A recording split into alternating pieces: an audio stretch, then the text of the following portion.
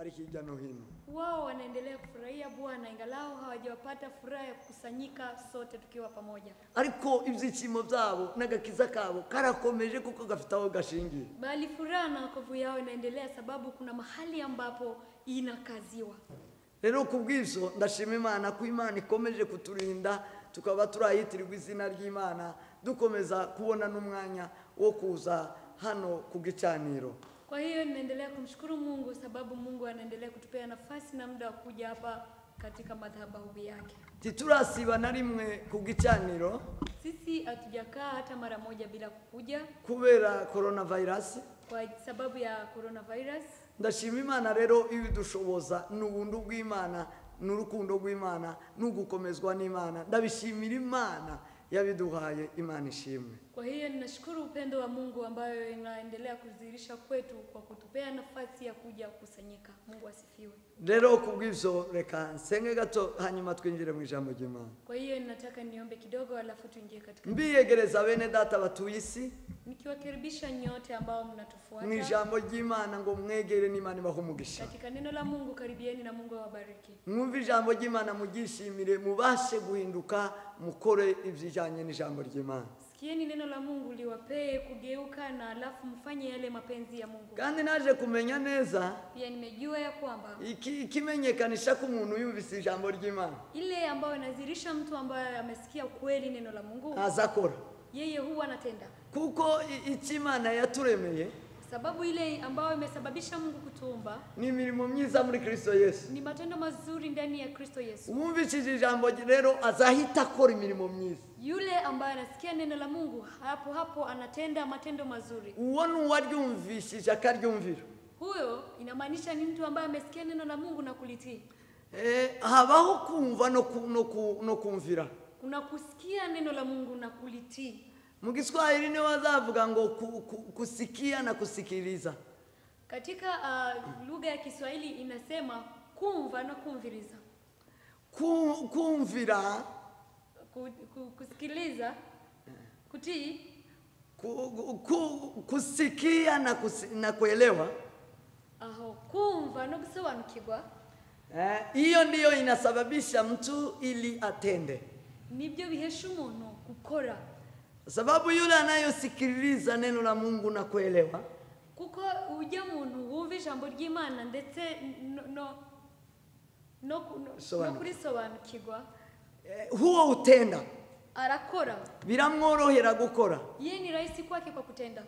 Kandi naho dutandukaniye n'abatumva ijambo ry'Imana. Hapo ndio mahali ambapo sisi tunatofautika na watu ambao wasikini. Kandi ijambo ry'Imana sukufa kuryumva gusa. Pia neno la Mungu si kulisikia tu. Ahubwo abo rigirira umumaro nabaryumva bakaryumvira. Bali wale ambao ina faida kwao ni wale ambao wanasikia. Iravuga ndi mupfe kuryumva gusa ahubwo mukora ivyaryo. Biblia inasema msisikilize neno la Mungu tu peke yake bali mtende yale ambayo neno la Mungu linatuomba kufanya. Kuko gukora ivyaryo sababu kutenda ambao ina neno la Mungu linatuomba kutenda. Ivyo nivyo bitumenyekanisha ko twumvishije ijambo ry'Imana. Hiyo sasa ndio inatuzirisha kwamba tumesikia neno la Mungu. Kandi iyo mirimo myiza irahari. Pia matendo mazuri kama hayo yako. Uhinduwe n'ijambo ry'Imana. Nimwumva ijambo ry'Imana timwinangira imitima muhite mukora imirimo myiza. Takindi kiba gisigaye nyuma yo kumva no kumvira ijambo ry'Imana no gukora imirimo myiza. Kuna jambo ambalo inasalia ukishamaliza kusikia neno la Mungu ni kutenda mema, na ukisikia neno la Mungu usikue na moyo mgumu sana na ugeuke. Rero reka dusenge Imana. Uhoraho Mana yacu shimwe ko andi kongera kuba mu mwanya mwiza wo kumva ijambo ryawe. Mwami data ndagushimiye yuko duhaye aya masaha meza yo kuganira ijambo ryawe Yesu. Shimwe n'iribi ryawe Yesu Kristo, ushigwe hejuru umwana w'Imana duhesheje izimbaraga zo guhagarara yitirirwa izina ryawe. Mwami data dusenga dusoma ijambo ry'Imana kandi tunarigabura. Rero mwami data ndarisengeye, sengera ijambo ryawe, nsengera abatwumva bose. Mwami data ngo bahindurwe n'ijambo ryawe, ijambo ryawe ribaheshe guhinduka, kandi mwami data guhinduka kwabo gutume binjira mu murongo w'umugambi w'Imana kuremwa kwabo ari gukora imirimo myiza. Buri umwe wese ahwari atangire gukora imirimo myiza kubw'ijambo ry'Imana ibasha kumuhindura. Mwami data nyiribihe kuko Imana ibishaka. sandi Yesu Kristo ubwo uyu munsi mwiza wo kumva ijambo ryawe turyateze amatwi, reka twebwe twese tubashishwe n'umwuka wera, ni mu izina rya Kristo dusenze twizeye amen. Rero turakomeza ijambo ry'Imana twari dufite ku cyumweru. Tutaendelea na neno la Mungu ambao tumesikiliza last week.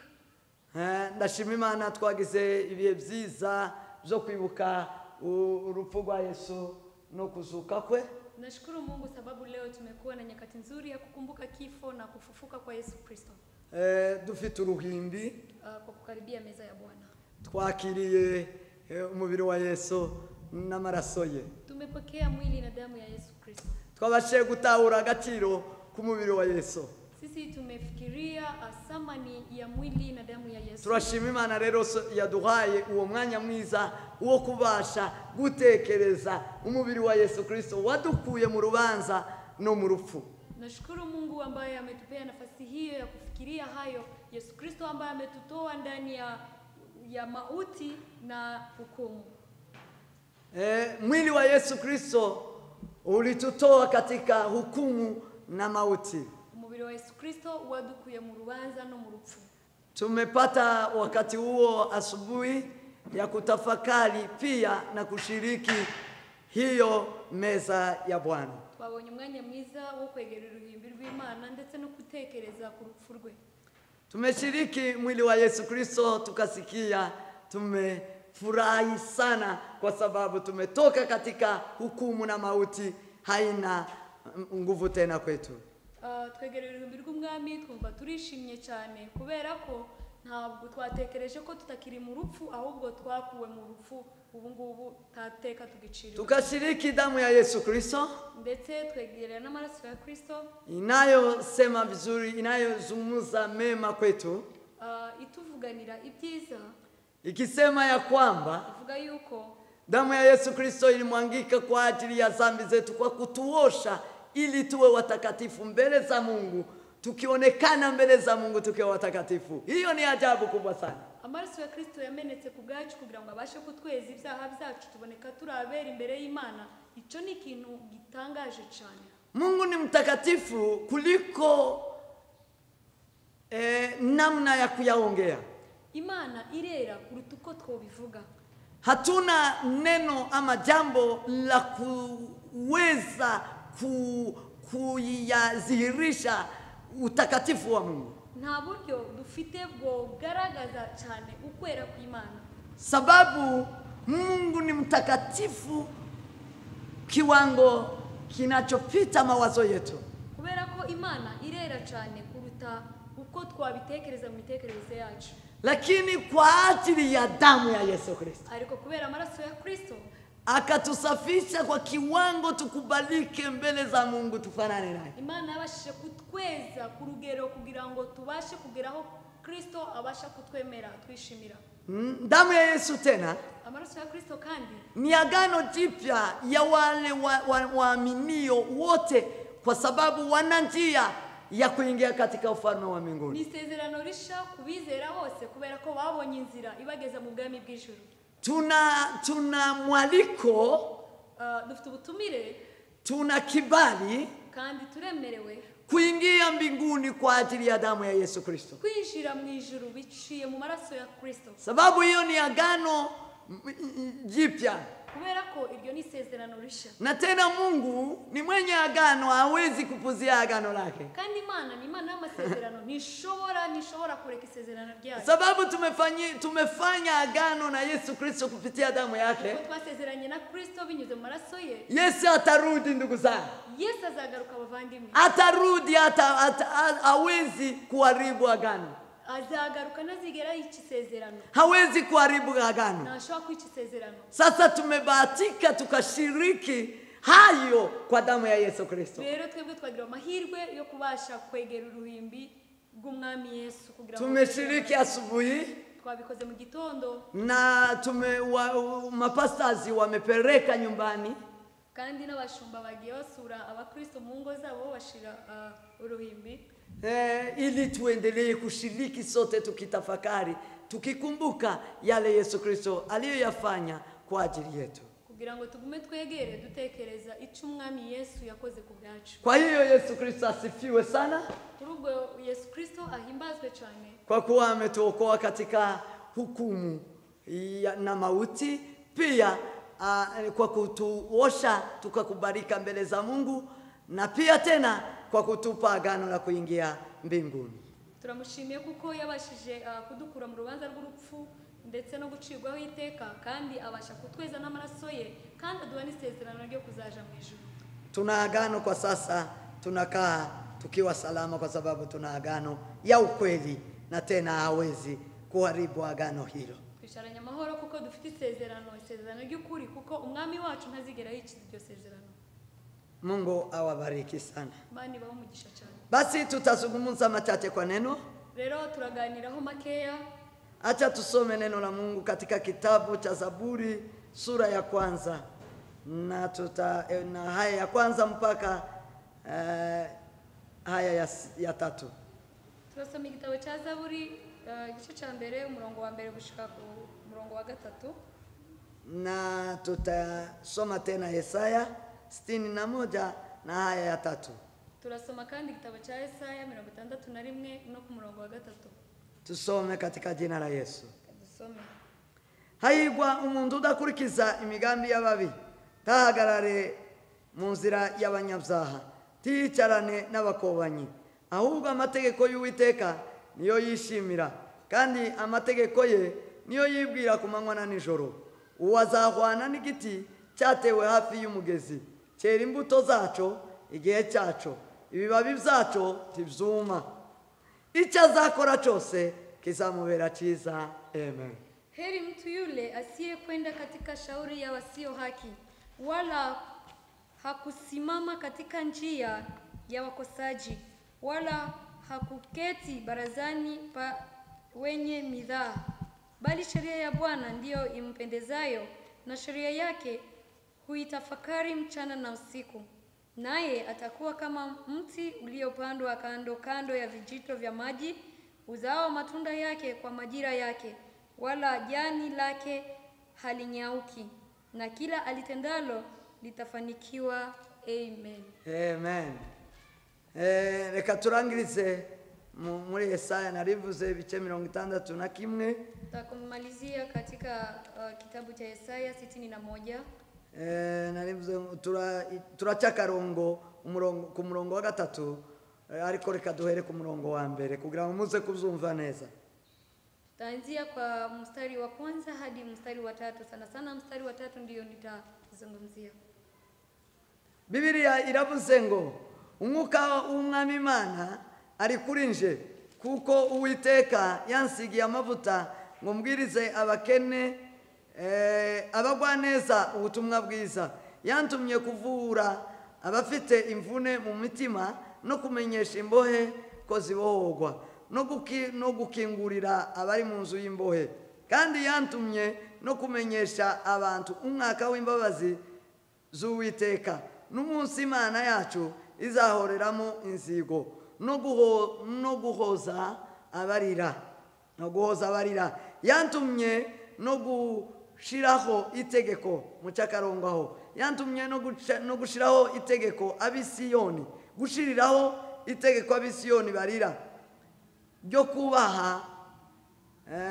kubaha ikamba mu cyimbo cy'ivu, n'amavuta yo kunezerwa mu cyimbo cy'ubwirabure, n'umwambaro w'ibyishimo mu cyimbo cy'umutima wihebye, kugira ngo bahereko bitwe ibiti byo gukiranuka byatewe n'Uwiteka, ngo bimuheshe icubahiro. Amen. Roho ya Bwana Mungu juu yangu, kwa sababu Bwana amenitia mafuta niwahubiri wanyenyekevu habari njema. Amenituma ili kuwaganga waliovunjika mioyo, kuwatangazia mateka uhuru wao, na hao waliofungwa habari za kufunguliwa kwao, kutangaza mwaka wa Bwana uliokubaliwa, na siku ya kisasi cha Mungu, kuwafariji wote waliao, kuagizia hao waliao katika Sayuni wapewe taji ya maua badala ya majivu, mafuta ya furaha badala ya maombolezo, vazi la sifa badala la roho nzito, wapate kuitwa miti ya haki iliyopandwa na Bwana ili atukuzwe. Amen. Imana ibaho umugisha mwinshi kubw'ijambo ry'Imana. Mungu awabariki sana kwa neno la Mungu. Kubera ko ijambo ry'Imana ni ryiza cyane. Sababu neno la Mungu ni nzuri sana. Twakomeje tuganira, tuliendelea tukizungumza ijambo ry'Imana ryitwa ubwiza bw'Imana. Neno la Mungu itwao utakatifu wa Mungu. Ubwiza bw'Imana cyangwa se uwepo wa Mungu. Uwepo wa Mungu. Ubwiza bw'Imana. Uwepo wa Mungu. Icyarico. Maana ya uwepo wa Mungu. Twasanze ku bwiza bw'Imana ari presence y'Imana. Tumegundua ya kwamba uwepo wa Mungu ni kuwepo kwa Mungu mahali. Rero iso twarabivuze birebire uburyo ubwiza bw'Imana icyarico. Haya tumeyazungumzia kwa muda mrefu jinsi uwepo wa Mungu ni nini kwetu. Nibiba mu bwiza bw'Imana. Pia yale ambayo yanapatikana ndani ya uwepo wa Mungu. Ku cyumweru tuvugana uburyo umuntu atwara ubwiza bw'Imana cyangwa abonekwaho n'ubwiza bw'Imana. Jumapili iliyopita tumezungumzia jinsi mtu anachukua uwepo wa Mungu wala jinsi anatumia uwepo wa Mungu. Uburyo ubwiza bw'Imana bugaragara ku muntu. Jinsi uwepo wa Mungu anadhihirika kwa mtu. Twaje gusanga niho dukomereje. Hapo ndipo tumegundua na hata ndio tunataka tuendeleze. Turakomeza tuvuge bukeya tuzaza gusoza tuvuge uburyo ubwiza bw'Imana bugaragara ku muntu, aho ubwiza bw'Imana buba buri uko bugaragara. Tutaendelea tukizungumzia neno hiyo jinsi uwepo wa Mungu unadhihirika mahali kwa mtu wala kwa mtu binafsi. Tibwishe si kintu kiyoberanye. Uwepo wa Mungu si jambo ambalo linajificha, ni jambo ambalo linadhihirika. Kuko ni Imana. Sababu ni Mungu. Imana ndiyo kwihisha. Mungu hawezi jificha. Oya habe nabera ntibazabihisha. Hata watakatifu hawajifichi kamwe. Kuko babonegwaho ubwiza bw'Imana. Sababu wao wanadhihirika juu yao uwepo wa Mungu. Kuko birivuga ngo bameze nk'umusozi, ngo bameze nk'impinga y'umusozi. Sababu neno la Mungu inasema ni kama juu kwa mlima kabisa. Nk'impinga y'umusozi kama mlima. Wao wanaonekana kama mlima. Utobasha kwihisha. Mlima ambao huwezi jipenyeza. Numucho. Ni nuru. Kandi umuco ndiwo basha kuhisha. Pia nuru huwezi ficha kamwe. Umuco ahubwo uzushira mu gitego cyawo ukabonera abantu. Na nuru huwa unaweka kupa nafasi yake na ili iangazie. Nico gituma ubwiza bw'Imana butihishe, nubwo benshi baja mu bihisha mu madini, bakihisha mu mico no mu migenzo, bakibwira ko bafite ubwiza bw'Imana. Ubwiza bw'Imana ntibwihisha, nibwo twatuvuga ikikugaragazaho ubwiza bw'Imana. Watu wanajificha kwa mambo kadhaa, wanajificha kwa dini, lakini mtu ambaye ako na uwepo wa Mungu hawezi jificha kamwe. Hiyo ndio tunataka tuendelee tukizungumzia. Twasanze ubwiza bw'Imana bugaragara ku muntu mugihe umuntu ngo yagize ubwenge bwiza. Tumegundua kwamba uwepo wa Mungu unadhihirika kwa mtu wakati mtu amekuwa na hekima nzuri. Twavuze ubwenge bwiza bw'Imana. Tumesema akili nzuri ya Mungu. Twarabuganiriyeho. Hiyo tumeizungumzia. Kuko ubwenge bwiza buboneye buva ku Mana. Sababu hekima nzuri inatoka kwa Mungu. Kuko abubaha Imana bose. Sababu wale ambao wanamheshimu Mungu wote bahabwa ubwenge. Wanapewa akili. Kandi abava mu byaha bose. Pia watokao dhambini wote bahabwa kujijuka. Wao wanapewa kujua. Kuko ubwenge bwiza buboneye bw'Imana. Sababu hekima nzuri ambao ni ya Mungu butuma umuntu agira umutima ujijutse. Inasababisha mtu kuwa na moyo ambao ni unajua mtaalamu. Umutima wagutse. Moyo ambao ni kubwa. Umutima w'ubuhanga. Pia na moyo ambao unajia utaalamu mwingi. Umutima w'ibitekerezo byiza. Moyo ambao una fikra nzuri. Umutima wo kumenya. Moyo ambao unajua. Ibyo twarabiganiriye. Mambo hayo tumeyazungumzia. Tubisanga mu ijambo ry'Imana. Tumeyagundua, tumeyapata kwa neno la Mungu. Ubwo bwenge buba bwuzuye buvuye mu ijuru kuma. Hekima hiyo inakuwa ni kamili ambayo inatoka juu mbinguni. kandi kuko ndore kuba Uwiteka ngo nibwo bwenge, niko Yobu yavuze, kandi kuva mu zaniko kujijuka. Sababu Ayubu mwenyewe ameandika akasema kutoka dhambini ndio kuwa na hekima, na pia kumcha Mungu ndio chanzo cha maarifa. Kandi kuri twebwe Kwetu sisi Paulo nawe aravyandika mu Bakorinto igice cya mbere umurongo wa 30. Bakorinto ba mbere akaandika katika kitabu cha Wakorinto ngo niyo ibaha kuba muri Kristo Yesu waduhindukiriye ubwenge buva ku Mana. Amesema akasema yeye ndiye anatupea kuwa ndani ya Yesu Kristo, yeye ambaye amegeuka kwetu hekima itokayo mbinguni. Ngo no gukiranuka no kwezwa no gucungurwa, Pia na haki na kutakaswa, pia na kukombolewa. Kristo niwe waduhindukiriye ubwenge buva mu ijuru. Kristo yeye ndiye amegeuka kwetu hekima itokayo mbinguni. Kandi niwe waduhindukiriye gukiranuka Imana yemera. Pia yeye amegeuka kwetu kuwa mwenye haki ambao Mungu anakubali. Nukuvuga ngo ubwenge dufite n'ubwenge dukomora mu kwizera umwami Yesu. Na maanisha akili ambayo tunayo ni akili ambayo tunatoa ndani ya kumwamini Kristo. Ubwo n'ubwiza buturuka, ubwo n'ubwiza bw'Imana bugaragara ku bantu iyo umuntu afite ubwo bwenge buva muri Kristo Yesu, bugereranwa na Kristo Yesu. Mtu akiwa na hekima hiyo anakuwa kama mtu ambao ako juu, ako na upako wa Mungu, uwepo wa Mungu juu yake. Ufite Kristo wese yuzuye ubwenge buva mu ijuru ku Mana. Yule ambaye ako na Kristo yeyote, yeye anajaa ndani mwake na hekima itokayo mbinguni. Kongera tuganira yuko ubwiza bw'Imana bugaragara ku muntu ngo iyo yuzuye ubutware n'ubutegetsi n'ubutanzi. Tumezungumzia tena kusema mtu ambaye ako na uwepo wa Mungu inadhihirika kwa mtu ambaye yeye ni ako na uweza pia na ukuhani. Kuko ufite ubutware n'ubutegetsi n'ubutanzi, uwo nguwo abihawe n'ijambo ry'Imana. Ubwiza bw'Imana iyo uri ku muntu bumuhesha kubi umutware n'umutegetsi n'umutanzi. Uwepo wa Mungu ikija kwa mtu inampea kuwa yeye kuwa kuhani, kuwa mtawala, tena kuwa mwenye uweza. Kubera ko Biblia itubwira ko Imana irema umwana w'umuntu, sababu Biblia inasema Mungu alipoumba mwanadamu yamuremeye ubutware, imemuumbia kutawala, yamuhaye ubutware, imempa kutawala. Twarabisomye igice cya mbere umurongo wa 26 mu Itangiriro. Tumeyasoma hayo katika kitabu cha Mwanzo sura ya 26. Ivyo rero nibigaragaza ubwiza bw'Imana ku muntu. Mambo hayo ni mambo ambayo yanadhihirisha utukufu wa Mungu, uwepo wa Mungu juu ya mtu. Kuko uri muri Kristo wese, sababu yule ambaye ako ndani ya Kristo Yesu, uwo Kristo arimwo, yule ambaye Kristo ako ndani mwake, uwari mu bwiza bw'Imana, yeye ako ndani ya uwepo wa Mungu. Uri muri ubwo bwiza, yoyote ambaye ako ndani ya utukufu wa Mungu, ufite n'ubwo bwiza, mwenye ako na uwepo huo, afite kuganza arategeka, yeye ana mamlaka ya kutawala na anatawala. Afite ubushobozi n'imbaraga, ana nguvu na uweza zo kuvugana n'icyaremwe cyose, kuko Imana Data n'Umwana n'Umwuka Wera bari muri we, ya kuzungumza na jambo lolote Mungu ameumba, sababu Mungu Mwana na Roho Mtakatifu yu ndani mwake. Kuko ubwiza bw'Imana ni presence y'Imana aho, sababu uwepo wa Mungu ni kuwepo kwa Mungu mahali hapo. Kuri ubwo rero Imana ifite ububasha n'ubutware n'ubutegetsi n'ubutanzi muri inosi.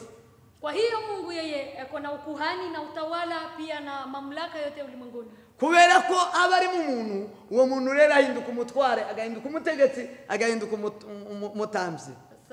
Sawa na jinsi Mungu yuko ndani ya mtu, mtu huyu anageuka kuwa kuhani, kuwa mtawala pia na kiongozi. Turongeraho rero ikindi kiza kigaragaza ubwiza bw'Imana ku muntu. Yengine ambao tumeongezea ambayo inadhihirisha utukufu uwepo wa Mungu juu ya mtu. Aribyo riri jambo dusomye none. Ndio neno hili ambayo tumesoma sasa hivi. Ni ushawishi kuvutia.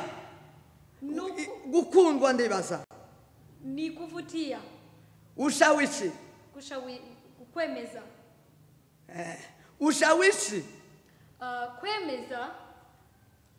Ubuntu bw'Imana butuzanira ushawishi, kuvutia, kupendwa.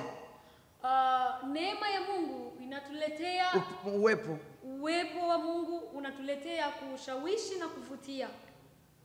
Iyo dufite ubwiza bw'Imana tukiwa na uwepo wa Mungu tugira igikundiro. sisi tunavutia. Tugira igikundiro. Sisi tunavutia. Ubwiza bw'Imana aho buri, uwepo wa Mungu mahali inapatikana, haba hari igikundiro. mahali hiyo kunapatikana favor. Niyo twasomye, ndio mahali tumesoma hari igikundiro, hari ibintu bizabiranga, hari igikundiro. Mahali ambapo kuna favor ya Mungu kuna yale ambayo yanadhihirika. Ikiza kiranga igikundiro, yale ambayo yanadhihirisha kuvutia. Icyambere kiranga abantu, jambo la kwanza ambao inadhihirisha mahali hapo ni amahoro. Ni amani. Ni amahoro. Ni amani. Ari ubwiza bw'Imana, mahali ambapo kuna uwepo wa Mungu hariho gutuza, hariho amahoro. Kuna amani na kunyenyekea. Kuna utulivu. Kuna utulivu, yes. Hariho gutuza, hakabaho na mahoro. Kuna amani na kutulia. Kuko aho Yesu ari, kwa maana mahali ambapo Yesu yupo haba hari ubutuzo. Kuna kutulia, utulivu. Haba hari amahoro. Pia na amani. Kuko n'indamukanyo ye, pia na gisi kusalimiana kwake, imvugo yaho, gisi walikuwa wakizungumza na amahoro. Ni amani. Yesu na amahoro. Yesu ni amani. Yesu ni uduha amahoro. Yesu ndiye anatupea amani. Ni umwami wa amahoro. Pia ni mfalme wa amani. Niko Bibiliya ivuga. Yesu Biblia inasema ngo ni umwami wa amahoro. Yeye ni mfalme wa amani. Iryo niryo zina ryiwe. Hiyo ndio jina lake. Abahanuzi ba Yesaya bahanuraga. Manabii Yesaya baravuga ngo ndore duhawe umwana w'umuhungu. Walikuwa wakisema tumepewa mtoto mwanaume. Ubutware bwe buzaba buri kuntukuze. Na pia uongozi wake utakuwa begani mwake. Kandi ngo ubutware bwe n'ubw'amahoro. Pia kutawala kwake kutakuwa azitwa umwami w'amahoro. Yeye ataitwa mfalme wa amani. Rero iyo umuntu ari mu bwiza bw'Imana, kwa hiyo mtu akikuwa ndani ya uwepo wa Mungu, iyo umuntu ari mu bwiza bw'Imana, mtu akiwa ndani ya uwepo wa Mungu, yuzura igikundiro. Yeye anajaa na kuvutia. Yuzura igikundiro. Anajaa kuvutia. Ico gikundiro twari tuvuze ko icyambere kibamwo habamwe amahoro. Na kuvutia huko ndani mwake kuna jambo moja ambayo inaitwa amani. Kana amahoro ahari, pia mahali ambapo kunapatikana amani, hari ibyishimo. Kuna furaha. Ibyishimo n'umunezero. Furaha na umunezero. Furaha. Vuga mu Cyongereza. Happiness and joy. Umunezero, ibyishimo n'umunezero. Happiness and joy. Ibyo ni ibibarizwa mu mahoro. Ni jambo ambayo iko ndani ya amani. Iyo wuzuye amahoro, kijana na amani, uba wuzuye ibyishimo, wewe unajaa na joy, uba wuzuye umunezero. pia na happiness. Kubera iki? Sababu gani? Ibyishimo n'umunezero furaha na happiness bizanwa n'igikoretse mu mahoro. Inatokea na jambo ambao imetendeka ndani ya amani. Amen. Ikintu gikoretse mu mahoro, jambo ambalo imetendeka ndani ya amani, kizana ibyishimo n'umunezero. Inaleta joy na happiness. Kuko iyo ukora mu mahoro, sasa ukitenda ndani ya amani, icyo ukoze cyose, jambo ambalo umetenda ilote, kiraza kukubera icyiza. Inakuja ikiwa ni nzuri. Kiraza kukunezeza. Itakufurahisha. Kiraza kugushimisha. Pia itakufurahisha. Nukuvuga ngo ubwiza bw'Imana aho buri, inamaanisha uwepo wa Mungu mahali inapatikana, haba ibyishimo, kuna furaha, takindi aba amahoro, na kuna amani. Hariho amahoro cyambere. Jambo la kwanza kuna amani. Ayo mahoro rero atuzanira ibyishimo n'umunezero. Na amani hiyo inatuletea joy na happiness. Kuko ibikorerwa byose mu mahoro, sababu yale ambayo yanatendeka ndani ya amani, byose bizana ibyishimo n'umunezero. Yote inaleta joy na happiness.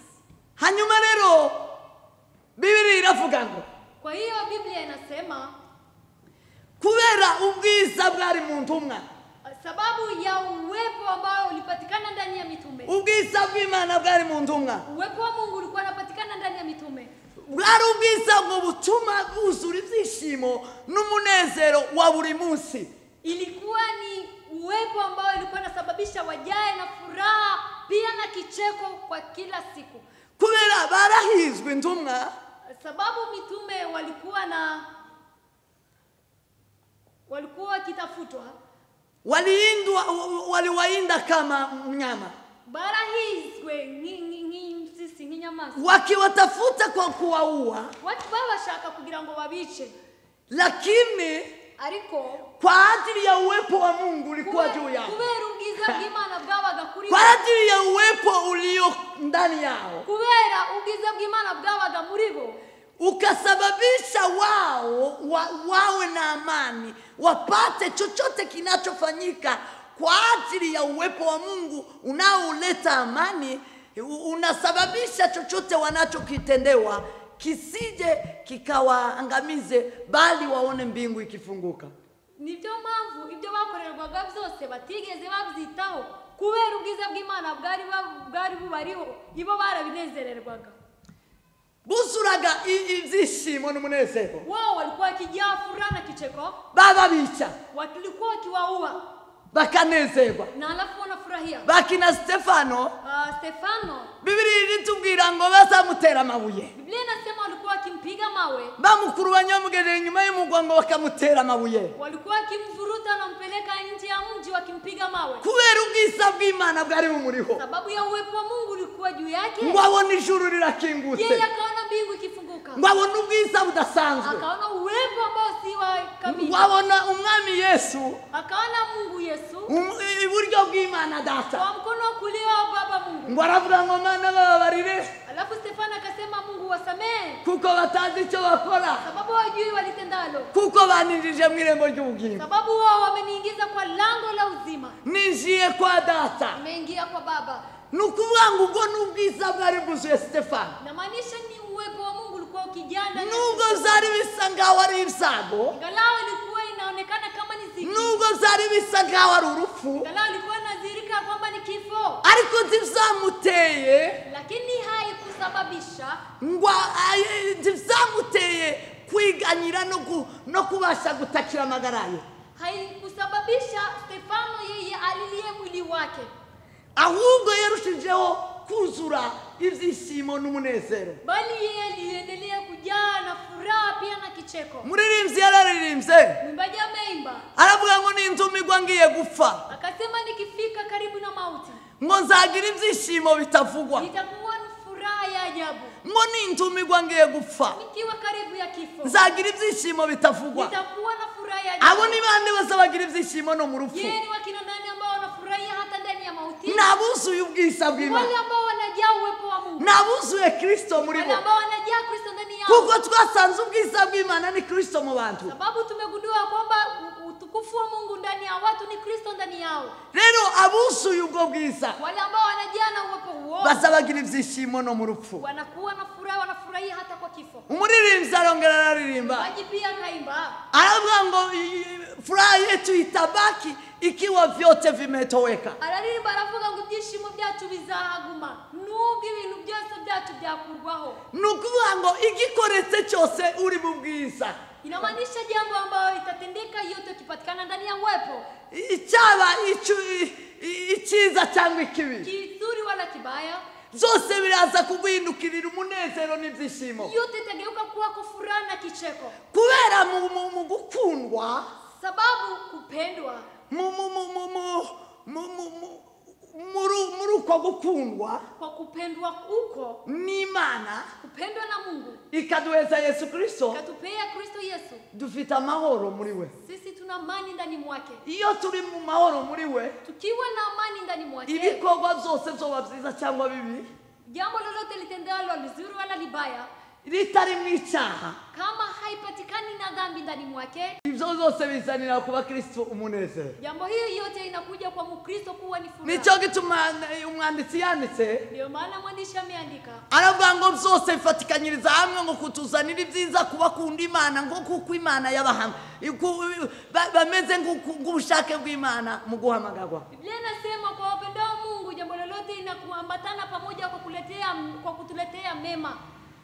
Byose bifatikanyiriza hamwe, Yote inaambatana, imibabaro ni byiza, mabaya na mazuri bifatikanyiriza hamwe kutuzanira ibyiza, inaambatana yote pamoja kwa kutuletea mema, kutuzanira amahoro, kutuzanira ibyishimo, kutuletea amani pia na furaha, kubera ko twahamagawe n'Imana nk'uko ubishaka. sababu sisi tumeitwa na Mungu jinsi amekusudia. Icyo nicyo kindi kigaragara, icyo ni icyambere kigaragara katika ushawishi. kuvutia.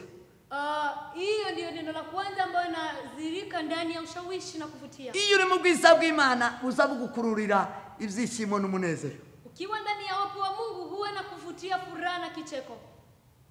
Ibyo nibibonerwa mu mahoro. Jambo hiyo inadhihirika ndani ya amani. Icyakabiri icyambere nari muze ko ari amahoro abonerwa mu ibyishimo n'umunezero. Icyakabiri rero kiba mu gukundwa. Jambo la kwanza tumezungumzia kwamba ni amani. Icyo bakoze cyose kiza kibabera cyiza. Jambo lolote wanatenda linakuwa ni jambo zuri. Uyu mwanditsi wa Zaburi, mwandishi wa Zaburi, igice cya mbere n'igice cya kabiri, sura ya kwanza na sura ya pili, ndibikunda kugaragaza umwanditsi wanditse ibi bice byombi. Sura hizi mbili hazizirishi mtu ambaye ameandika. Ariko habamwe amagambo abiri nkunda. Lakini kuna maneno mawili ambayo wanafurahia. Biblia ishivuga hejuru y'umukiranutsi. Biblia inazungumza kuhusu mwenye haki. Amahirwe y'umukiranutsi. Uheri wa mwenye haki. Ubwiza bw'umukiranutsi. Uzuri wa mwenye haki. Ineza ibyiza by'umukiranutsi. Mazuri ya mwenye haki. Igasubira ikavuga rero akaga gakomeye k'umupagani. Na pia inazungumza mabaya ya mpagani. Akaga gakomeye k'umunyabyaha. Hukumu ya mwenye dhambi. Hanyuma rero yandika rino jambo. Alafu akaandika neno hili. Ari ndo dukomereza turangiriza kuri iki kivuga ngo gukundwa, ushawishi ama kuvutia, kwaji uwepo wa Mungu hutupa kuvutia, hutupa ushawishi. Nibyo dukomereza tuganira ukuntu ijambo ry'Imana ukubaho kw'Imana kuduha gukundwa ndetse no kwemeza.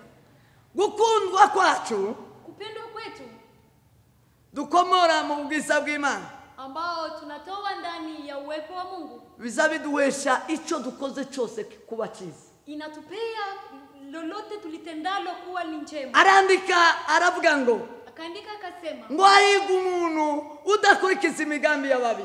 Heri mtu ambaye hashikamani na matendo ya wenye dhambi. Haleluya. Amen. Wuzuye ubwiza bw'Imana, yote ambaye anajaa na uwepo wa Mungu, arahiriwe kuko uwo muntu ngo ntazagendera mu migambi y'ababi. Yeye ni muheri sababu mtu huyo ashikamani na wenye dhambi. Ntazakurikiza imigambi y'ababi. Yeye hatendi mabaya.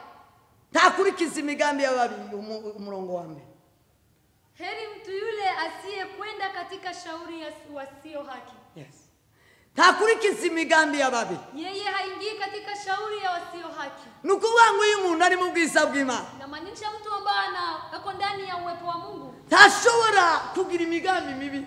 Yeye hawezi kuwa na shauri mbaya, kubera ko atari mu mugambi mubi, kwa sababu yeye hapatikani ndani ya shauri ya wabaya. Nukuvuga ngo icyakora cyose kizaba ari cyiza. Inamaanisha alitendalo lote litakuwa ni njema. Kuko abanyamigambi mibi, sababu wale ambao wako kwa shauri ya wabaya nibo bakora ibibi. Wao ndio wanatenda mabaya. Nibo bakora ibyaha. Wao ndio wanatenda dhambi. Arandika aravuga ngo ahiga umuntu udakurikiza imigambi y'ababi. Akaandika akasema heri yule ambaye iyo turi mu bwiza bw'Imana, kiwa ndani ya uwepo wa Mungu, tidushobora gukora ikibi. hatuwezi tenda mabaya. Hatudushobora kugira umugambi mubi. Sisi hatuwezi kuwa na shauri baya. Kuko umugambi mubi ushira umuntu mu gukora nabi. Sababu shauri yote mbaya huwa napeleka mtu kwa mbaya. Ariko amahirwe tugira, lakini uzuri wetu, igukundiro tugira, kuvutia ambao tunako, nuko tutagira umugambi mubi. Ni kwa sababu sisi hatuna shauri mbaya na titugira umugambi mubi. Hatuna njama mbaya. Icyakabiri, jambo la pili, aravuga ngo ndazahagarara mu nzira y'abanyabyaha. Anasema mtu huyo hasimami kwa njia na wenye dhambi. Tituzaduhagararana n'abanyabyaha. Sisi hatusimami pamoja na wenye dhambi. Tituba mu ndiri z'abanyabyaha. Hatuko ndani ya jama ya wenye dhambi. Tituba mu byicaro z'abanyabyaha. Hatukai na wakosaji. Titugendana nabo. Hatutembei na wao. Mwanditsi yaranditse, mwandishi ameandika, aravuga ngo inzira muri Egiputa ngo kurayikora mwiki. Akauliza akasema, je, kwa njia ambayo inakupeleka Misri? Yaje abanyisraeli arabwira ngo iyo nzira ije muri Egiputa murayikora mwiki. Ameuliza wana Israeli akamwambia, kwa njia ambayo inaelekea Misri mnafanya nini njia hiyo? Inzira ije kurimbuka murayikora mwiki. Je, kwa njia ambayo inaangamiza mnatenda nini huko? Kuko bari mu nzira yerekeye mu kurimbuka. Sababu wale ambao wanaelekea kwa njia ya abari mu nzira ije Gehonomu, wale ambao wako kwa njia iendayo Gehenna, tibashobora gukora ibyiza. hawawezi tenda mema. Tibashobora kugira ukuboko kwiza. Hawawezi tenda mema. abo ngabo nzi bari mu bwiza bw'Imana hao hawako ndani ya uwepo wa ariko Mungu. igituma ubwiza bw'Imana bugaragara mu muntu Lakini ambayo inasababisha uwepo wa Mungu uzirike ndani ya mtu, ngo uwo muntu utazaboneka mu nzira y'abanyabyaha mtu huyo hawezi zirika ndani ya njia ya wakosaji. si wo mubona mu nzira ija muri Egiputa. Huwezi muona kwa njia iendayo Misri. Bibiliya umwanditsi Salomo yarabivuze Sulemani ameyasema, aravuga ngo mu nzira z'abanyabyaha akasema wale ambao wako katika avuga hejuru y'abamaraya akasema kuhusu wa malaya, aravuga ngo umugabo w'umumaraya akasema mume mzinzi, umugabo w'umusambanyi mume mzinzi ngo azagenda yububa ngo ku kibero cy'inzu yo mu maraya yeye anatembea kwa nyumba ya mzinzi, azagenda ngo yububa ngo ku kibero cy'inzu yo mu maraya yeye anaenda akipenyeza kando ya nyumba ya malaya. uwo nguwo nta bwiza bw'Imana wewe umurimo Mtu huyo hakuna uwepo wa Mungu juu yake, kubera ko ari mu nzira y'igihenomu, sababu yeye eko kwa njia yendayo, ari mu nzira y'abanyabyaha, yeye eko kwa njia ya wenye dhambi. ariko ikikugaragaza kuri mu bwiza Lakini bw'Imana ambayo inadhihirisha wewe kama uko kwa njia ya Mungu, ko wavugana n'Imana, kama utaweza zungumza na Mungu, wobana n'Imana, utaweza kaa na Mungu, wakumva ijwi ryiwe utaweza sikia sauti ya Mungu, nawe ukavuga akakumva, na alafu unazungumza na nasikia. ni igihe rero utari mu nzira y'abanyabyaha. Ni kwa wakati wewe upatikani ndani ya njia, icyo wokora cyose cyoba cyiza, jambo lolote unaweza tenda itaweza kuwa njema, icyo wokora cyose cyotungana, jambo lolote unaweza tenda itaweza kuwa kubera njema, kutaba mu nzira y'abanyabyaha. sababu wewe upatikani kwa njia hiyo ya wenye Arongera dhambi. aravuga ngo ntibaza bicarana n'abakobanyi. Alafu akawaambia tena kwa Zaburi, akawaambia wasikae wala kuketi barazani pa wenye mizaa. Ntibaza bicarana n'abakobanyi. Hawezi kuketi barazani pa wenye mizaa. Abakobanyi Wenye mizaa ni abantu bapfobya ibintu byiza byose, ni watu ambao wanazungumzia mabaya yote kwa jambo lolote nzuri. ni abantu baza bapfobya ibyiza, Wao wanazungumzia mabaya kwa jambo lolote baza nzuri. bagenda bahindura ubusa ibyiza. Wanajaribu kuyageuza mabaya mambo mazuri. Abasadukayo bari abakobanyi bateye ubwoba, Wasadukayo walikuwa ni watu wenye mizaa sana. ngo ntibemeraga urupfu rwa Yesu no kuzuka kwe. Wao hawakuwa wanakubali kifo na kufufuka kwa Kristo. Abo ni abakobanyi batazabemera ko Yesu Kristo yapfuye akazuka ari umwana w'Imana ihoraho. Wao hawakubali kukufa na kufufuka kwa Kristo Yesu. Abona abakobanyi nababasha ngo gupfobya ibyiza byose byabayeho. Watu hao wanajaribu kuyasema vibaya mambo yote mazuri ambayo yametokea. Aravuga ngo uri mu bwiza bw'Imana, Biblia inasema yule ambaye anapatikana ndani ya uwepo wa Mungu. tiwo mubona mu cyicaro cy'abakobanyi, Huwezi muona kwa shauri ya wenye mizaa. tiwo musanga yicaranye n'abakobanyi, Huwezi muona kwa kauli ya watu hao. tiwo mubona kwa kikao hicho, kwa baraza hiyo, Huwezi muona barazani penye watu hao wabaya. tiwo musanga ariko akobana, Hawezi kutenda kusengenya.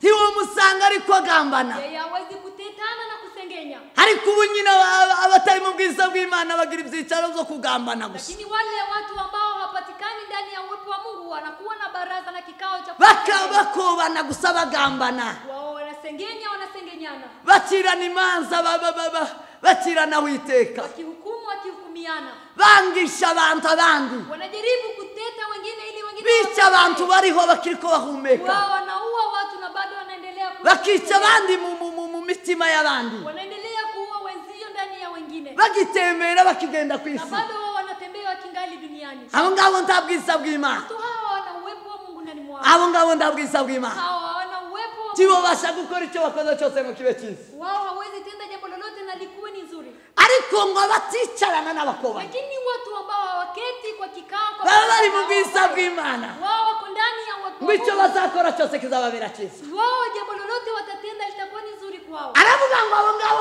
mureke mbarangira aho baba. Biblia inasema acha niwaoneshe mahali watu hao. Biblia ivuze aho bataba, Biblia imezungumzia fasi mahali ambapo hawezi patikana. none se baba hehe? Kwa hiyo wanapatikana mahali gani? Arasubiza Na alafu akajibu. aravuga ngo bari mu bwiza bw'Imana, Wale ambao wako ndani ya uwepo wa Mungu. ngo ahubwo ngo basabe amategeko y'Uwiteka ngo niyo bishimira. Watu hao wanapatikana ndani ya amri za Mungu sababu wao wanafurahia amri za Mungu. Ibo ngo aho batuye gusa mu kwishimira amategeko y'Uwiteka. Watu hao wanaishi wanaishi ndani ya kuheshimu sheria za Mungu. batuye mu kwishimira amategeko y'Uwiteka. Wao wanafurahia amri za Mungu. Ukundu babayeho bantu Watu hao wanaishi amategeko y'Uwiteka wanaishi wakifurahia sheria za Mungu. niyaza yibwira Watu hao huwa wanafikiria sheria za Mungu. ngwiwashakira ubushobozi bw'ubuzima bwiwe ngo mu mategeko y'Uwiteka mu ijambo ry'Imana. Mtu huo anatafutisha nguvu na namna ndani ya sheria za Mungu. Aho kuyashakira mu nama z'ababi cyangwa mu bantu. Badala ya kutafuta ndani ya kauli la watu wala kwa watu wengine. Aba batuye mu gutekereza amategeko y'Imana ngo azayishimira, azasoma ijambo ry'Imana karinezererwa rivuga ngo ntukibe, akishimira kutiba, tugasambane, akishimira kutazasambana na rimwe, ngo kubera ko iwe ngo arebera ubuzima bwiwe ngo mu mategeko y'Uwiteka Imana. Mtu huyu akisoma neno la Mungu huwa anafurahia neno lisemalo usiibe, na akisoma na anafurahia na alafu anatenda. Mtu huyu huwa anaangalia, anatazamia maisha yake ya kiroho ndani ya neno la Mungu. Ashakira ubushobozi bw'ubuzima bwo kubaho mu ijambo ry'Imana, mu mategeko y'Imana, aho kurishakira mu bibi. Yeye anatafuta nguvu na namna ya kuishi kwa maisha yake, anaitafutia ndani ya neno la Mungu badala ya kutafutia kwa mabaya. Kandi ngo bikaba ubuzima bwiwe ku manywa na nijoro. Pia inakuwa kama ni maisha yake, lifestyle. Aho ni watuye. Mahali hapo ndio mahali anaishi. Nguwa mundu Mtu huo kubera ko atuye aho hantu, sababu yeye anaishi mahali hapo, kubera ko aba mu bwiza bw'Imana, afite ubwiza, yeye anaishi ndani ya uwepo wa Mungu, kubera ubwiza bw'Imana sababu ya uwepo wa Mungu bwaramufashe umutereka mu ijambo, uwepo wa Mungu umemchukua ikamweka ndani ya neno la Mungu, ubushobozi bw'ubuzima bwiwe bwo kubaho na uwezo wa namna ya kuishi kwake abishakira mu ijambo ry'Imana. yeye anayatafutia ndani ya neno. None nguwo muntu ngo azahwana n'igiti cyatewe hafi y'umugezi. Sasa Biblia inasema mtu huo yeye anafananishwa kama mti ambao imepandwa kando ya mto. Bwana sifiwe sana. Amen. Azahwana n'igiti kiba hafi y'umugezi. Yeye analinganishwa kama mti ambao imepandwa kando ya mto. Igiti kiba hafi y'umugezi, Mti ambao uko kando ya mto, hari uburyo kiza kiruta igiti kibiriya ku musozi iri hagati cyangwa mu mara. Una jinsi huwa inapita mti ambao umepandwa kwa mlima huko juu. Igituma bageranyije uwo muntu, Inayosababisha mtu afananishwe kama mti huo, icyo giti kubera ko kiri hafi y'amazi, mti huyo sababu imepandwa kando ya mto, tikiza chuma, iwezi kauka. icyo ni icyambere. Jambo la kwanza. Icya kabiri, Jambo la pili, ngo ibibabi byacu tibizabihunguka, tibizavyuma, majani ya mti huyo haiwezi kauka kiza kirushaho kumeza kugira itoto. Mti huyo inaendelea kuwa na majani mabichi, Kiza cyama kiguma kigasa neza, na inafanana vizuri. izuba ryo kwaka, Jua hii wake, mukibo icyo tikiza cyumviki, yeye haiwezi sikia jua kubera ko kiri mu mazi. sababu yeye iko kando ya mto. Icya gatatu, Jambo la tatu, iki giti cyo kizatera, mti huyo huwa unazaa matunda kubera ko gifite ubuzima. sababu mti huyu una uzima uhai. Aravuga ngo uwo muntu nawe Na mti huo sasa, ngo agereranijwe n'igiti, mti huo amefananishwa na mti huu kubera ko ari mu bwiza bw'Imana, sababu yeye anapatikana ndani ya uwepo wa Mungu. ngo akaba azatekereza yishimira amategeko y'Imana ku manywa na nijoro. Alafu yeye anafikiria na anafurahia sheria za Mungu. Ubuzima bwe ntabwo buza buruha buja mu kaga. Maisha yake haiwezi angamia kamwe. Iwe mu bihe by'amapfa Yeye kwa nyakati za maafa, azarya, yeye huwa anala. mu gihe cy'amapfa Kwa wakati wa maafa, iwe afite ubuhungiro, yeye ana mahali anakimbilia. afite ubuhungiro, Ana mahali anakimbilia. afite Kristo, Yeye ana Kristo, afite Imana, ana Mungu. kubera ubwiza bw'Imana. Sababu ya uwepo wa Mungu. Ubwiza bw'Imana ni ukubaho kw'Imana ho muri we, Uwepo wa Mungu ni kuwepo kwa Mungu ndani mwake. kuko Imana iri kumwe nawe. Sababu Mungu yeye yuko pamoja Uwo naye. muntu azagumana itoto, azagumana gushisha, kubera ko iwe afite icyo yishimira, ari amategeko y'Imana ku manywa na Mungu nijoro. ataendelea kuona maisha bora na kunona, sababu yeye sheria za Mungu wanazifikiria mchana na usiku. Sema amen. Amen. Sema amen. Amen. Hallelujah. Hallelujah. Jambo ry'Imana ni ryiza. Neno la Mungu ni nzuri. Bwana tukuzwe sana. Amen, amen. Uwo muntu Mtu huo ngo ndazatinya igihe cy'amapfa. yeye hazofiki na wakati wa mafa. Ndazatinya igihe cy'amapfa. Yeye haofii na wakati wa mafa. Tagira ikibazo. Ana shida. Kubera iki? Sababu gani? Ashinzwe mu ijambo ry'Imana. Yeye akona msingi ndani ya neno la Mungu. Niryo azashakiramo ubushobozi bw'ubuzima bwe. Na ndani ya neno la Mungu ndio yeye anakimbilia kutafuta namna ya kuishi. None wowe ubushobozi bw'ubuzima bwawe uzubushakira. Uwezo wako kutafuta maisha unaitafutia wapi? Abuzuye ubwiza bw'Imana. Wale ambao wanajaa ndani mwao na bashakira ubushobozi bw'ubuzima bwabo muri Kristo Yesu. Wanatafuta namna ya kuishi kupitia Kristo Yesu. Mu bwiza bw'Imana. Ndani ya uwepo wa Mungu. Mu ijambo ry'Imana. Ndani ya neno la Mungu. Buzuye ijambo ry'Imana. Nimwo harimo ubushobozi bwo kubaho kwabo. Ndani mwao ndio kuna bene abangaba. Watu kama hawa. Nibo bakina Daudi. Ndio sasa wakina Daudi wavuze aravuga ngo ndone ndashaje. Daudi ambaye amesema sasa mimi ni mzee. Imvi zibaye uruyenzi. Na bado imvi zimejaa kwa kichwa.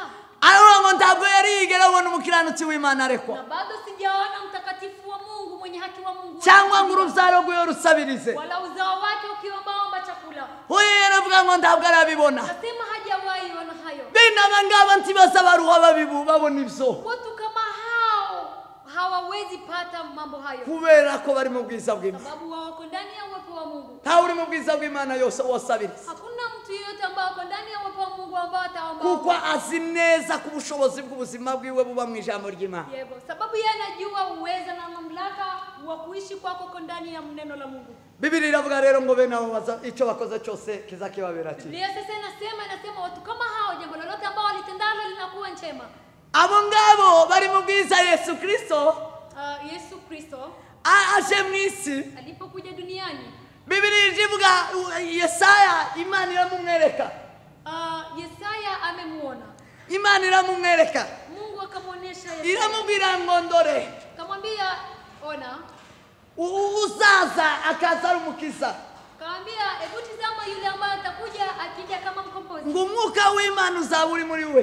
Roho Mungu atakuwa ndani mwake. Kuko iki cyanditswe twasomye cya 61 sababu mahali tumesoma katika kitabu cha Yesaya 61 ni Yesu Kristo udutumusanga kandi mu Injili.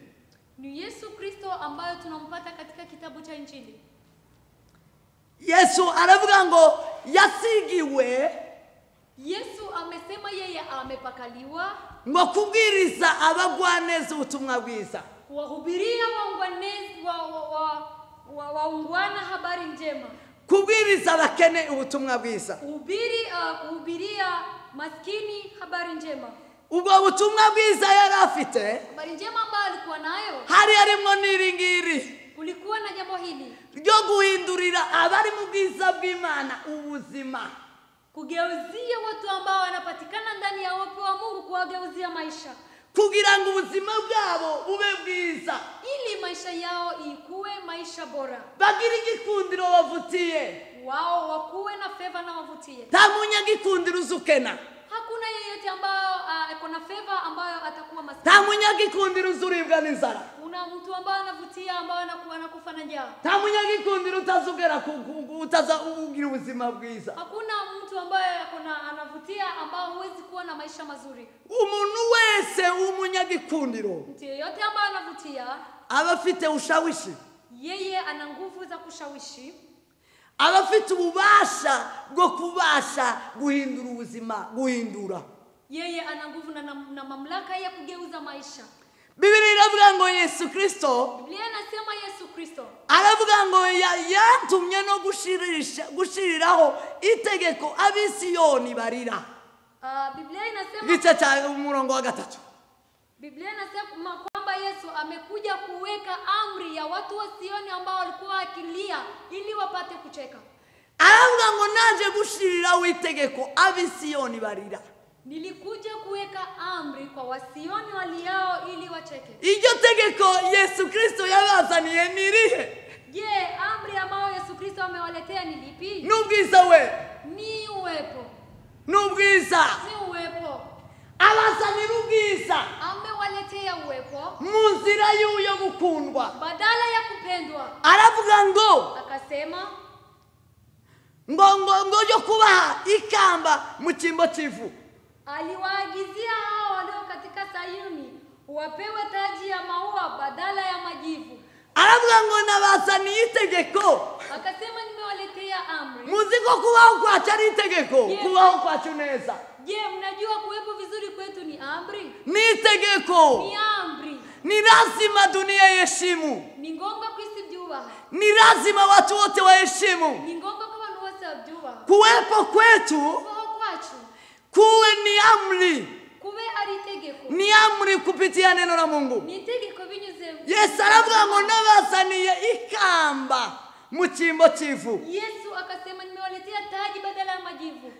Nabazaniye ikamba mu cyimbo cy'ivu. Nimewaletea taji badala ya majivu. Ubwiza bw'Imana Uwepo wa Mungu aho buri mahali inapatikana buzabukura umuntu mu ivu. inatoa mtu majivuni. Yesu yaravuze ngo ni ukura ku cyavu. Yesu amesema yeye anatoa kwa majivu. Umwanditsi yaravuze ngo ni ukura ku cyavu. Yeye anatoa kwa chini kwa majivu. Ngo ni akicazanya n'ibikomangoma. Na alafu anakuketisha pamoja na wafalme. Ni uzukura mu bakene. Yeye ndiye anatoa katika maskini Akakwinjiza mu butunzi. na anakuketisha pamoja na matajiri. Niwe iryo ni itegeko ry'Imana. Ni yeye sababu ni amri ya Mungu. Yesu yazaniye abisiyoni barira n'abera b'Imana n'abemera Imana n'abizera Imana. Isiyoni niho hari urusengero. Yesu ameletea Wasioni ni watakatifu wale ambao wanamwamini Mungu wowote. Sioni ndio mahali kulikuwa na hekalu. Nukuvuga ngo bari Siyoni Na maanisha wote ambao wako Sioni bagomba guhindurirwa. wao wanapaswa kugeuziwa. Bagomba guhindurirwa ubuzima Kugeuziwa maisha kugira ngo bahabwe ikamba ili wapewe taji mu cyimbo cy'ivu. badala ya majivu. Arongerera avuga ngo n'amavuta yo kunezerwa mu cyimbo cyo kwirabura. Akawaambia pia mafuta ya furaha badala ya maombolezo. Ngo yabazaniye kubahindurira n'itegeko we. Haleluya. Yeye amekuja kuwageuzia Kuduha umunezero iyo uri mu bwiza bw'Imana. kiwa ndani ya uwepo wa Mungu. Twabivuze kare, uri mu munezero mu cyimbo cyo kwiraburirwa. Tumeyazungumzia wewe ukiwa ndani ya uwepo wa Mungu, wewe uko ndani ya furaha badala ya kulia. Yesu yatuzaniye kuko ari bwo bwiza bw'Imana. Niba dufite Yesu Kristo muri twebwe, twarahinduriwe, dufite umunezero mu cyimbo cyo kwiraburirwa. Kama tuko na Yesu Kristo ndani mwetu, tumegeuziwa kulia badala ya kucheka. Mu cyimbo cyo kwiraburirwa dufite kunezerwa. Sisi badala ya kulia tumegeuziwa kucheka. Yego. Ingwa yatuzaniye amavuta yo kunezerwa mu cyimbo cyo kwiraburirwa. Sisi tumeletewa mafuta ya furaha badala ya maombolezo. Rero bene data ba Kristo, Kwa hiyo ndugu wapendwa, abari mu bwiza bw'Imana, wale ambao wanapatikana ndani ya uwepo wa Mungu, Imana bari mu itegeko ryo guhindurirwa ubuzima amateka. wao wako na amri ya kugeuziwa maisha. Abari mu bwiza bw'Imana bagira igikundiro. Wale ambao wako ndani ya uwepo wa Mungu, wao wako na favor. Wanaushawishi. Nabuze iryo jambo mu Giswahili mu Kinyamurenge. Wanashawishi. Barahindura.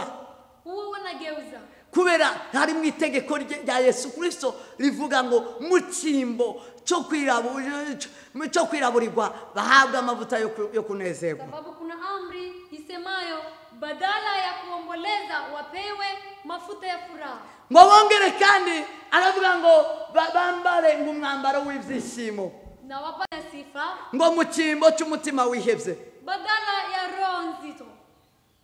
Nukuvuga ngo abari mu bwiza bw'Imana. Na maanisha wale ambao wako ndani ya uwepo wa Mungu. Ngo bafite ngo kwambara umwambaro w'ibyishimo mu cyimbo cy'umutima wihebye. Wao wanasababishwa kuvaa vazi la sifa badala ya roho nzito. Nta mutima uzubahagararamo. Hakuna roho ambao inasimama ndani mwao. Kubera ko baba bambaye umwambaro w'ibyishimo. Sababu huwa wanavaa vazi la sifa. Baba buzuye ibyishimo niko twavuze kare. Wanajaa ndani mwao na furaha. Kubera ko Sababu bari mu gikundiro cy'Imana, bari mu bwiza bw'Imana. Ubwiza bw'Imana bwabahaye igikundiro. sababu wao wanapatikana ndani ya uwepo wa Mungu, na uwepo wa Mungu na uwepo wa kuvutia. icyo uzobona nabera b'Imana abakiranutsi abafite ubwiza bw'Imana muri bo, Yale ambayo utayaona kwa mchao wa Mungu, wao wana uwepo wa Mungu. uzobabonana gukundwa. Watu kama hao utaona ndani mwao kunadhihirishwa kupendwa. Uzobabonana gukundwa. Gukundwa rero niko kuza kutuzanira icyo dukoze cyose, ngo kuza kuduhesha umwambaro w'ibyishimo mu cyimbo cy'umutima wihebye. Na vazi hilo la furaha ndio inatupea sisi vazi la sifa badala ya roho nzito. Umutima wihebye n'umutima udatuje. Roho kama hiyo ni roho ambayo haina thamani. Ariko abari mu bwiza bw'Imana bafite imitima ituje. Lakini wale ambao wanapatikana ndani ya uwepo wa Mungu, wao wana roho ambao ina usalama. Baratuje muri kigihe cya corona. Wao wana usalama hata kwenye katika. Tabu imitima yabo idunda kubita. Roho zao hazidundi. Tizazi kubita mu kurenganya, tizazi kubita mu kwiba, tizazi kubita mu kubesha, ahubwo baratuje bari mu bwiza bw'Imana. Roho zao hazipigi kwa kudanganya na kuiba wala na na mambo mengine. Wao wanatulizia mbele za Mungu. Tabu umutima wao ukubita mu muhagararemo ngo yumve ko yoja gusambana no kwiba. Roho zao hazidundi ili waende waibe wala wafanye usharati. Ahubwo imitima yabo ibahagazemo iratuje, buzuye ibyishimo, bambaye umwambaro wo kwishima. Bali roho zao zinajaa na furaha sababu wamevaa vazi la furaha. Kugira ngo bahereko bitwe mu biti byo gukiranuka byatewe n'Uwiteka ngo bimuheshe icubahiro. Ili wao wapate kuitwa miti ya haki iliyopandwa na Bwana ili atukuzwe. Abari mu bwiza bw'Imana rero, wale ambao wako ndani ya uwepo wa Mungu sasa, ubwo bwiza bw'Imana buza kuri twebwe. Uwepo wa Mungu unaja kwetu uhere muri bwa bwenge bwiza twavuze, kuanzia kwa ile hekima nzuri ambayo tumezungumzia. Iyo ubwiza bw'Imana, ubwenge bwiza bubonerwa mu muntu cyangwa ahantu, hekima nzuri ikizirika ndani ya mtu wala mahali, mu itorero runaka, kwa kanisa fulani, hakagaragara n'ububasha, imbaraga, ubutware, gutegeka no kuganza n'abatamzi. Na kwa mahali hapo kunadhihirika kutawala na ukuhani na uweza. Hakongera hakagaragara igikundiro, pia kunadhihirika kuvutia. Aravuga ngo ivyo vyose Imana izibikorera. Akasema mambo hayo yote Mungu anayafanya. Ngo Imana yabikoreye kugira ngo, Mungu ameyafanya ili ngo aba bantu bitwa ibiti byo gukiranuka ngo biheshwa Uwiteka Imana igicubahiro. Watu hawa wapate kuitwa miti ya haki ili iliyopandwa ndani ya Bwana ili atukuzwe. Ibi ni ibiti byo gukiranuka biteye mu bwiza bw'Imana. Abana bari mu bwiza bw'Imana bahesha Imana icubahiro. Ni watu ambao wanaonekana ndani ya utukufu wa Mungu wala uwepo wa Mungu ili wamtukuze Bwana. Abadafite bino rero tibo bashagwesha Imana icubahiro. Wale ambao wana mambo haya ambayo tunayazungumzia hawezi mtukuza Bwana. Tabashobora kutaba mu bwiza bw'Imana ngo ni bamara bahesha Imana icubahiro. Hakuna mtu yote ambao hapatikani ndani ya uwepo wa Mungu ili amsifu Mungu. Ariko abari mu bwiza bw'Imana bose, bali wale wote ambao wanapatikana ndani ya uwepo, abo ngo yabagize ibiti ngo zo gukiranuka byaterewe Uwiteka kugira ngo bimuheshe icubahiro. Mungu amewafanya ili wapate kuitwa miti ya haki iliyopandwa na Bwana ili atukuzwe. Rero bene data batuisi bakristo bene data, kwa hiyo wakristo wapendwa, ndabasaba kugira ngo mube mu bwiza bw'Imana. Naomba ili muwe ndani ya uwepo wa Mungu. Mushaka ubwiza bw'Imana. Tafuteni uwepo wa Mungu. Twasanze ubwiza bw'Imana bushakirwa mu kuva mu zaha, tugahindukira tugasanga Imana ku bwa Kristo Yesu, tukaba twinjiye mu bwiza. Tumegundua kwamba kupata uwepo wa Mungu ni kutoka dhambini, na alafu tunageukia Mungu, tunaingia ndani ya uwepo wake. Mushake ubwiza bw'Imana. Tafuteni uwepo wa Mungu. Nibwo muzobasha gukora ico mukozo cyose kikaba cyiza. hapo ndipo mtakapofanya lolote ambalo mtalifanya na linakuwa njema. uzokora icyo ukoze kikubere cyiza kubera kuba mu bwiza bw'Imana. Utafanya jambo lolote na linakuwa nzuri kwako sababu wewe unapatikana ndani ya wapako. Abari mu bwiza bw'Imana bose babana n'Imana Data n'Umwana n'Umwuka Wera. Wale ambao wako ndani ya wapako wa Mungu wanakaa pamoja na Mungu Baba, Mungu Mwana na Roho Mtakatifu. Kuko Imana Data, Imana Umwuka Wera ukorera muri wowe, icyo uzokora cyose kizaba cyiza. Sababu Roho na Mungu Mwana, Mungu Roho, Mungu Baba ambao anapatikana ndani mwako, jambo lolote ambalo atatenda itakuwa ni nzuri. Rero bavandimwe bene Data, nimushake ubwiza bw'Imana. Kwa hiyo ndugu wapendwa, tafuteni uwepo wa Mungu. Senga va mu byaha ushaka ubwiza bw'Imana. Toka ndani ya dhambi alafu uombe Mungu na utafute uwepo. Ubwiza bw'Imana bugaragare muri wowe. Na alafu uwepo wa Mungu utazirika kwako. Nibwo uzobasha ibi byose ugokera bino wiruka ushaka bizagushaka, kuko uzaba uri mu bwiza bw'Imana utavutia.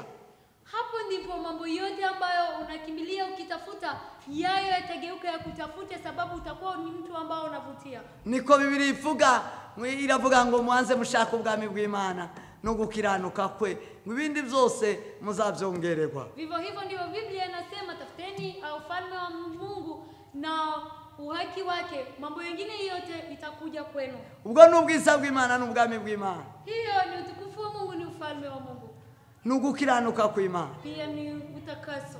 Kandi gukiranuka kw'Imana tugukura muri Kristo Yesu. Na kuwa mwenye haki mbele za Mungu tunayatoa ndani ya Kristo Yesu. Ubwizo rero bavandimwe, kwa hiyo ndugu wapendwa, bene Data, ndugu wapendwa, nimubashe kuba mu bwiza bw'Imana. kaeni ndani ya uwepo wa Mungu. Nibwo muzabasha gukora icyo mukoze cyose kikababera cyiza. Hapo ndipo mtafanya jambo lolote mtendalo litakuwa ni njema. Kandi ngo mukagira amahoro. Pia mtakuwa na amani. Icyabuze na amahoro ambayo imekosekana ulimwenguni ni amani. Ariko haraho aboneka. Lakini kuna mahali ambao mtapata amani. Amahoro ya Yesu, amahoro y'abantu, amahoro dukeneye, amahoro dushaka tuyabonera mu bwiza bw'Imana.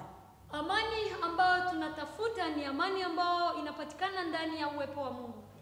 Rero nimuze mu bwiza bw'Imana, muronka amahoro kandi icyo mukora cyose kibabere cyiza. Kwa hiyo kujeni ndani ya uwepo wa Mungu na jambo mlitendalo lolote litakuwa ni nzuri. Turabashimiye mwakira ijambo ry'Imana, libabere ryiza libakize. Napokeeni neno la Mungu liwe kinga kwenu. Rero turarangije, tunakamilisha dukomeza itorero rya Kristo ku isi, kuko ubutumwa bwiza burakomeje, igicaniro kirakomeje.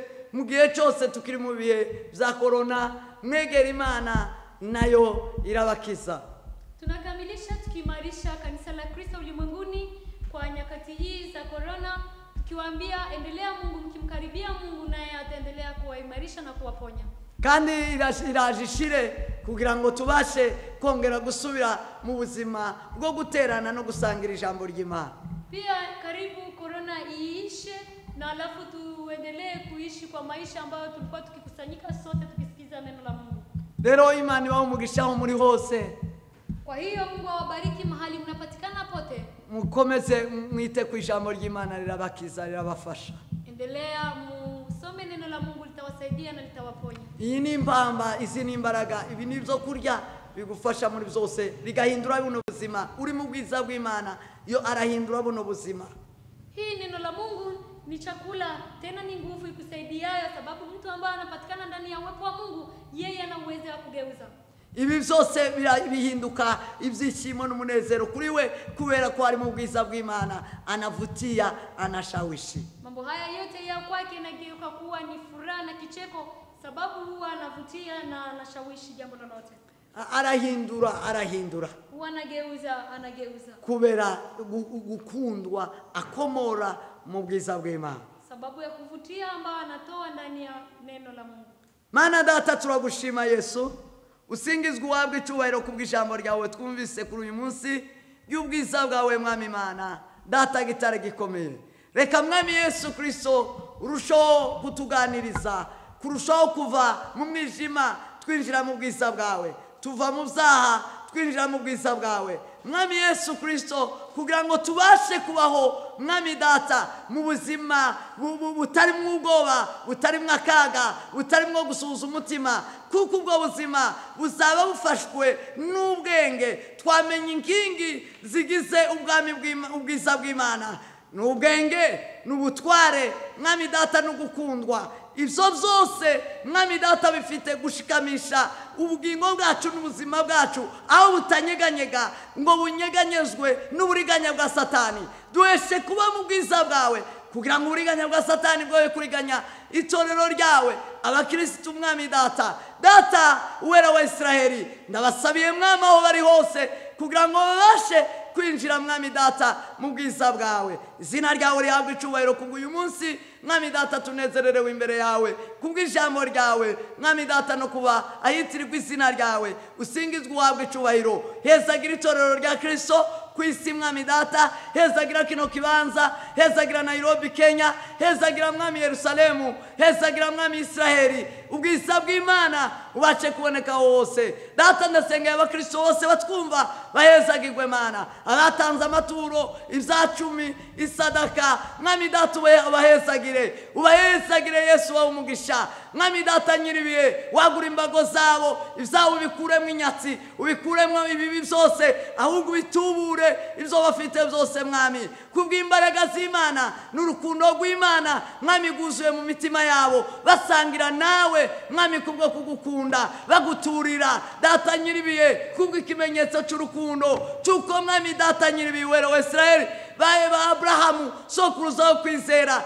yakoresheje ijambo, yatanze kugira ngo mwami data agaragaza urukundo gukunda. Nawe uremera wakira mwami data isadaka ye ariyo Isake yaratanze mwami data nyiribiye kuba igitambo kizima. Mwami Yesu Kristo uramushimira ko ari sadaka guhaye kubw'urukundo, bimuhwaniriza mwami data no gukiranuka. Reka batanze amaturo bose kubwo gukunda Imana, ibahwanirize mwami, bibinjize data mu gukiranuka mu bwiza bw'Imana. Asante Yesu Kristo kuba umugisha abari hirya no hino, abari kure, abari za Amerika, abari mwami data Australia, Canada, mwami Asia. Yesu Kristo w'i Nazareti, Afrika, izina ryawe rihabwe icubahiro mu Kristo bose mu batuye isi, ni mu izina ryawe Yesu. Asante kubakomeza wayo iziringiro, korona irajishire kugira ngo mwami data nyiribiye turushaho kuvuga ibigwi by'Imana n'imbaraga z'Imana. Ihindutse ubuhamya kubw'imbaraga z'Uwiteka Imana,